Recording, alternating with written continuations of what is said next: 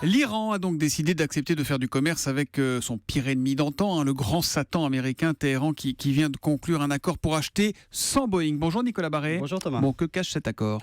Il cache en fait un double jeu des deux côtés, double jeu iranien parce que ces jours-ci encore le guide suprême Ali Khamenei disait que l'Iran ne peut pas faire confiance aux États-Unis et vous voyez ça n'empêche pas de faire des affaires. Et puis double jeu américain parce que la levée des sanctions internationales contre l'Iran, malgré cette levée de sanctions, les États-Unis gardent la main sur l'accès au marché iranien. Ils se réservent la possibilité de prendre des mesures contre des entreprises étrangères qui feraient trop d'ombre à leurs propres entreprises. Les banques européennes par exemple sont très réticentes à financer des contrats avec l'Iran de peur de mesures de rétorsion américaine et bien sûr ça pénalise les intérêts européens. En clair, Washington veut bien que l'Iran s'ouvre, mais d'abord s'ouvre à ses entreprises, Exactement, à ces conditions. Airbus d'ailleurs, je vous donne un exemple, a conclu en janvier un accord pour vendre 118 appareils à l'Iran, mais cet accord n'a toujours pas été validé par Washington. Pourquoi Washington ? Oui.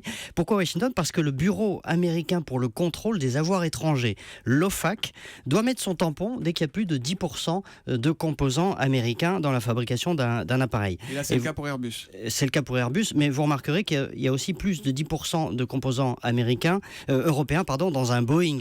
Et pourtant, l'Europe n'a pas de coup de tampon à donner pour la vente de Boeing à Téhéran. Donc les États-Unis ont droit de vie ou de mort sur notre commerce avec l'Iran. C'est ça le principe. C'est un petit peu ça. Oui. Bon, la bonne nouvelle malgré tout, c'est que l'Iran, quoi qu'on en dise, est en train de s'ouvrir. Oui, et l'Iran en a vraiment besoin parce qu'il faut que les Iraniens voient et sentent les bénéfices de l'accord sur le nucléaire iranien qui a été conclu l'année dernière, parce que le prix à payer est élevé, ça les a conduits à renoncer à une part de souveraineté, à renoncer au nucléaire militaire, et il faut encourager ce commerce avec cette grande puissance qu'est l'Iran, mais un commerce évidemment équilibré qui ne soit pas dominé par les États-Unis qui ont tendance à voir ce marché un peu comme leur chasse gardée. L'édito Écho de Nicolas Barré, directeur de la rédaction des Échos, c'est tous les matins après le journal de 8h sur Europe 1. À demain matin Nicolas. À demain.